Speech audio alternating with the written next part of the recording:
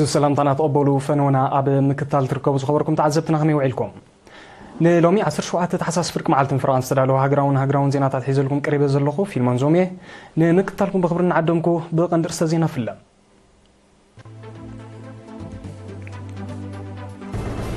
أما حدار زوبا دبوب مس أما حدار تخبابي أب مرقات صفتن سلطنتن من محدارا وسراحات زتيوم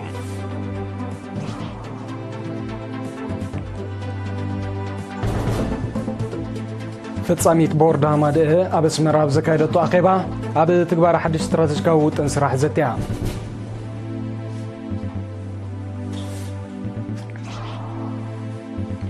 أب دقرال بإنو زوبا سجنيتي تصقمات وقنات المحجاز وفرا وعطي تخايدو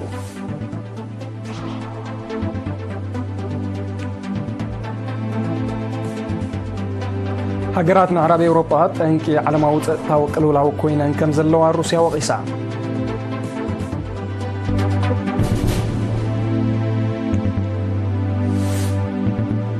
أمريكا انشغلت ألبونات مسنا يزحل في 4 عامات كنصاصر كله ب 4.6 مئة توثيقهم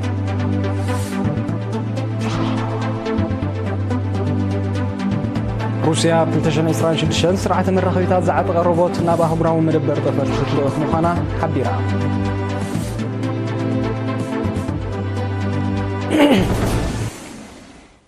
زرزر زينا أب زوبا دبوب أم حدر تخبابت صفتن سلطنتن من محدارا وسراحات من رقاص أب زكايد ونتفتات بممرحتات أواجات من قسط قمرح مزاخر قريبهم وكيليرنا في المونتكابون زدالو وتصاب ياسين صالح كأربايوم أما حدرتي كبابين ممرحيتاتن أواجاتن منغستي بقبو فليتهم نتصفتن سلطنتن من محداراوي أقلقلت كسرحو أما حداري زوبا دبوب آتو هابتا أبتسفاتين أزاها خيروم كاب 4 كساب 14 تحساس نام حدرتن أكايات تسرحن من محدارات كبابي نؤز زوباتات دك أمحارة صورونا سجنيتي ماي عيني عداي حنسن عفن أبزهبو أستمهرو آتو هابتاب من محدارات كبابي مسهزبي بغربات سرحة محاورات من قست سلزغونا زكايدو نتوتات أب ممرحتاتن أواجاتن ستمركو سخون كم زقباء أسميرو اللوم بمسرت أواج مريت قطر 58 هزبار شحن 994 مريت ناي منغست مخانو مسل تتقامنتكا اتي أواج بزرنغوغو أب قبري موعال كم زقباء بمنطار أمونغو عادتا زقاطم سحابات كمون بولك أسابات زفتسام تحسطات قبو فتح نخركب ترى أما حدرتي كبابي كعزز أزاها خيروم من محداراون لمعاتاون مدبات ما بقسيو من محدارات كبابي كم زخونا بمقلات دما كوماو تساتفو بمعزاز محبراوي أقلقلتات مسفح هرشاون تحت قرصاون تفتات نمحيال كومون بحرياوي أكبابي نمعقاب بهودات كسراح تسويعم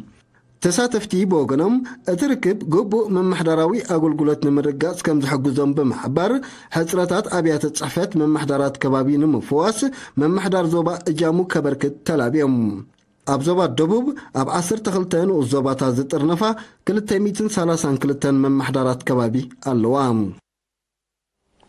فتصاميت بورد هاجراوي محبر دك أنسو إرترا ب 15 تحساس أبس مراب زكايدو تاخيبا عمتاو نتفتات سرح بمقمقام أبتقوار مدبات حدش استراتيجيكا وتنسرح زتيا أبتي حلف تخفلتات زوباتاتن دياسبوران استرخبالو أخيبا ببزوبون استغير نتفتات زن صبصوات كقرب كله حيال اندخو من قرنتات بمقمقام عامتات محبرن محيال من نبابرو دك أنسيون من محياشن أب زتعم سرحن كسقاسون بعمق التزاتيوم تتصبصبات نترى دك أنسيون مختن لمعاتن درجة دك أنسيون معواي استغير سلطاناتاتن فاينانسيا وحاجزاتن نقحد دك أنسيون مبراخن هاساي لمدتات نمو قادن استسلاسل قوسقوساون نتفتات كمون منسيا دك أنسيون تمهارون محيال زفتر زلو تطوح بايتا زتغللي نيرو بريزنت هاماده ويزرو تخاطس فايمكيال أبزس مع تقال هاماده رأيون علاماتاتون مجبات ببوان استراتيجيكا وطنات الناس ألغ سرح مسنحب بمحبار نهلو بدهوتات انطلباتنا بقمت بمئتاون نزلو عدلات لعلا غلبو بمهابن تعك أنس رح كعمم مخالو اتزدل معبالن قسقاسن كمس مرزقن فتكن زوخنا قليزان أب موداتا بلتشان 26 بوليتيكاون حتى تساتفنتن دك أنسيون معواي زكايد مدوات مدنفع ودابت دك أنسيون محيال مويا وعقم كادرات معواي أبركتو دك أنسيون محيال كتبا عبيتن كبن مبال كمون طعنا وأقلقلوت نموحاس بزل على خسراح أب مرداء تبصحهم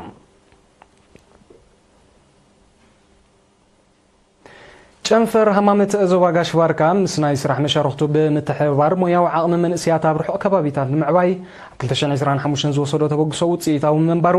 ብ15 ታሕሳስ ኣብ ባሮ እንትብዘቃንዑ ዓመታዊ ገምጋም ገሊጹ ግዚያዊ ሓላፊ ጨንፈር አቶ ማርቆስ ግርማጽየን ጸብጻብ ዝተዓመ ስራሕ ብመንጽር ዝነበረ ውጥን ስራሕ ንዘ ተቕሪቦ ሓለፍቲ ኣሃዱታት ጨንፈርን ዞባታትን ብወገኖም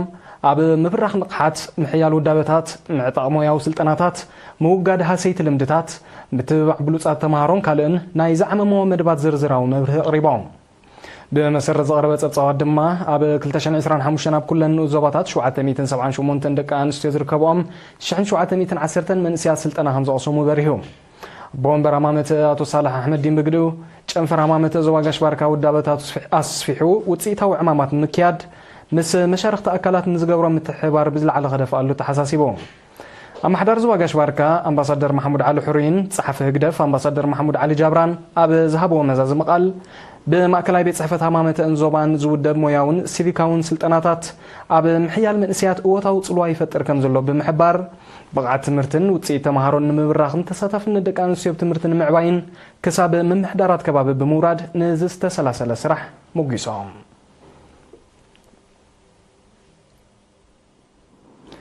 ኣብ ደግራ ልብኤ ንዞባ ሰገነይቲ ጽጉማት ወገናት ንምሕጋዝ ካብ 9 ክሳብ 12 ታሕሳስ ብህዝብን ሰራዊትን ወፍራዊ ዓጺት ተኻይዱ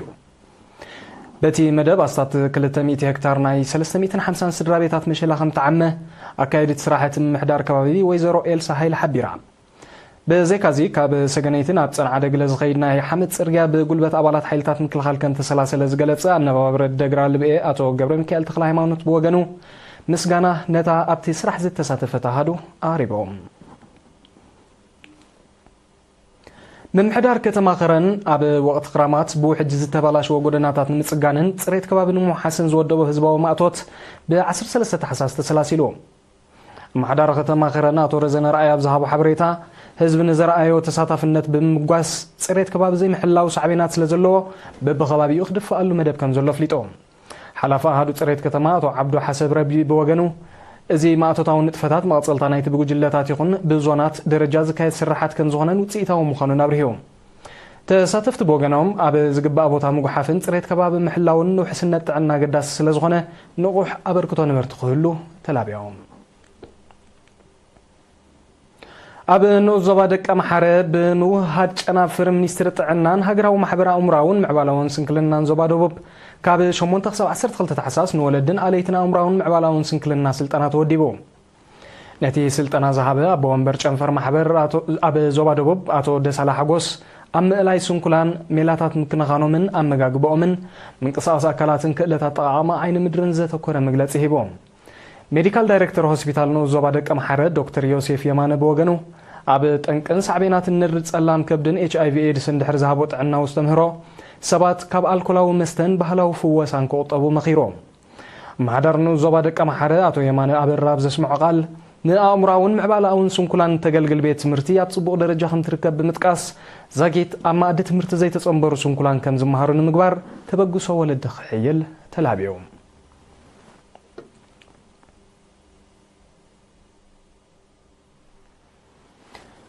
ዝስዕብ ዜናታት ሃገራት ወጻኢ ኩራት ተዓዘብትና ንምክታልኩም ደጊምና ብኽብሪ ንዕደም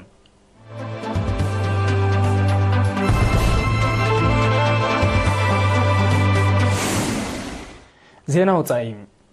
ሃገራት ምዕራብ ኤውሮጳ ጠንቂ ዓለማዊ ጸጥታዊ ቅልውላው ኮይነን ከም ዘለዋ ሚኒስተር ጉዳያት ወጻኢ ሩስያ ሰርጌይ ላቭሮቭ ወቒሱ ሚኒስተር ላቭሮቭ ኣብ ዝሓለፈ ሳልስቲ ምስ ማዕከን ዜና ኢራን ኣብ ዝገብሮ ቃለ መሕተት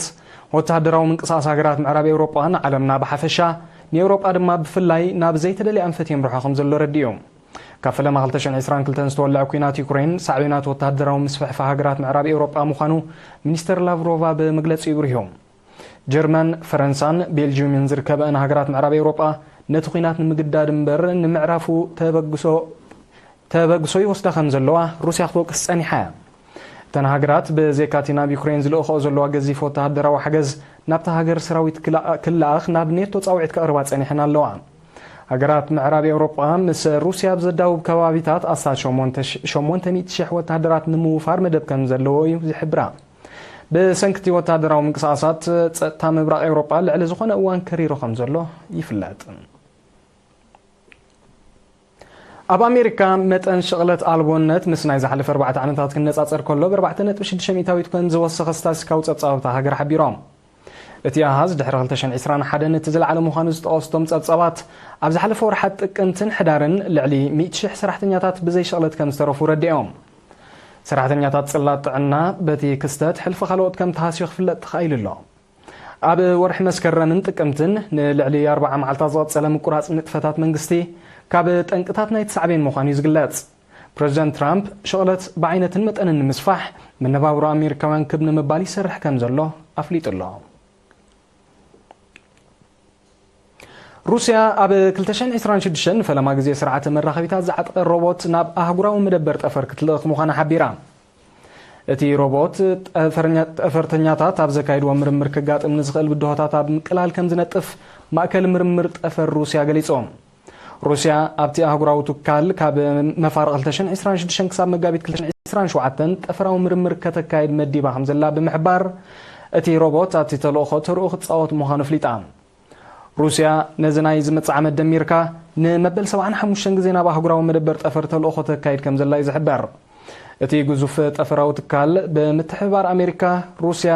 ኤውሮጳ፣ ካናዳን ጃፓንን ኣብ 2000 ዓመተ ምህረት ብልዕሊ $150 ቢልዮን ከም ተደኮነ ይፍለጥ። ኣብ ምብራቃዊ ክፋል ዲሞክራሲያዊት ሪፐብሊክ ኮንጎ ዝንቀሳቐስ ዕጡቕ ተቃዋሚ ሓይሊ M23 ኣሜሪካ ብዘቕረበቶ ጠለብ መሰረት ኣብ ዝሓለፈ ሰሙን ካብ ዝተቆጻጸራ ስትራቴጂካዊት ከተማ ኡቪራ ክስሕብ ከም ዝወሰነ ፍሊጦም። እቲ በይናዊ ስጉምቲ ምትእምማን ንምፍጣርን ኣብ ከተማ ደውሓ ቀጠር ዝካየድ ዘሎ መስርሕ ዝርብ ሰላም ንኽዕወት ዕድል ንምፍጣርን ዝዓለመ ከም ዝኾነ እቲ ዕጡቕ ሓይሊ ገሊጾም። ወደባዊት ከተማ ኡቪራ ምስ ብሩንዲ ኣብ ዘዳውብ ከባቢታት ትርከብ ኮይና ከም ምምሕዳራውን ወታደራውን ማዕስከር ሰራዊት ኮንጎ ከተገልግል ዝጸንሐት ኣገዳሲት ቦታ ምዃኑ ይዝሕበር። ዲሞክራሲያዊት ሪፐብሊክ ኮንጎን ሩዋንዳን ብመንጎኘት ኣሜሪካ ፈለማ ናይ ዝወርሒ ዘይውዕል ሰላም እኳ እንተኸተማ ሒደት ሰዓታት ድሕሪ ትስምምዕ ኣብ መንጎ ሰራዊት ኮንጎን ዕጡቕ ተቃዋሚ ሓይሊ M23ን ሓድሽ ግጭት ከም ትወልዕ ዝፍለጥ እዩ። እቲ ዝተበጽሐ ስምምዕ ሰላም ንጠንቂ ናይቲ ግጭት ዘይዳሃሰሰን ንዕጡቕ ተቃዋሚ ሓይሊ M23 ዘየሳተፈን ብምንባሩ ኣብቲ ዞባ ነባሪ ፍታሕ ከምጽእ ከም ዘይክእል እዮም ተንተንቲ ዝሕብሩ።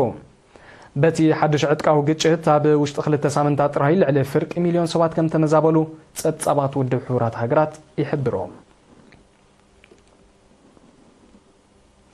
ኣሜሪካ ምስ ብሪጣንያ ንዝጸንሓ ናይ ቴክኖሎጂ ስምምዕ ከም ዝወንዘፈቶ ተቓሊሑ። እዚ ዝተገልጸ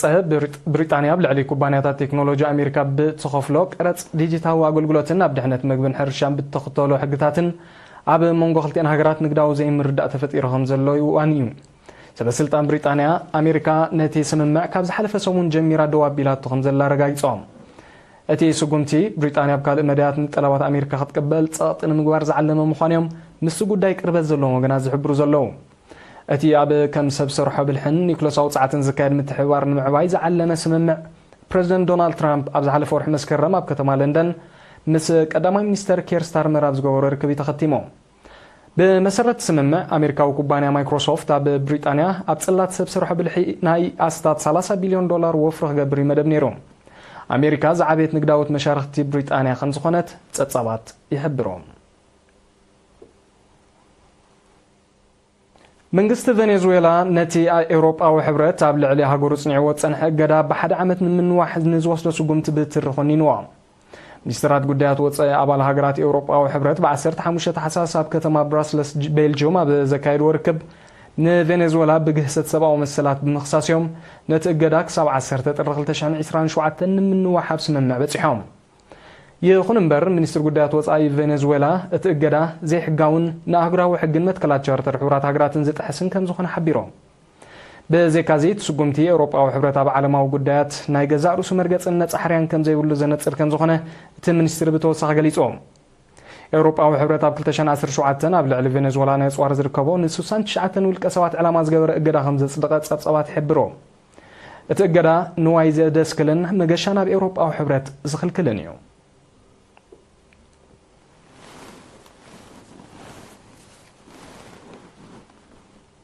ዜናታት ምዝዛም ኣርስተ ዜና ክድግመልኩም። ኣማሕዳር ዞባ ደቡብ ምስ ኣማሕደርቲ ከባቢ ኣብ ምርጋጽ ጽፈትን ስሉጥነትን ምምሕዳራዊ ስራሓት ዘትዮም።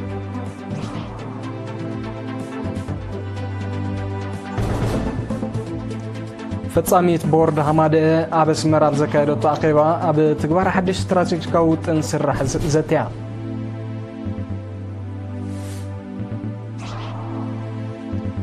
ኣብ ደግራ ልብኤን ዞባ ሰገነይቲ ጽጉማት ወገናት ንምሕጋዝ ወፍራዊ ዓጺት ተኻይዱ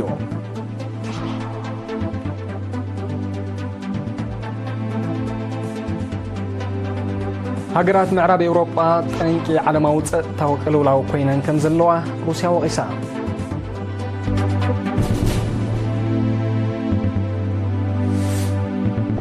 ኣብ ኣሜሪካ መጠን ሸቕለት ኣልቦነት ምስ ናይ ዝሓለፈ 4 ዓመታት ክነጻጸር ከሎ ብ4.6 ሚእታዊ ተወሲኹ ሩስያ ኣብ 2026 ስርዓተ መራኸቢታት ዝዓጠቐ ሮቦት ናብ ኣህጉራዊ መደበር ጠፈር ክትልእኽ ምዃና ሓቢራ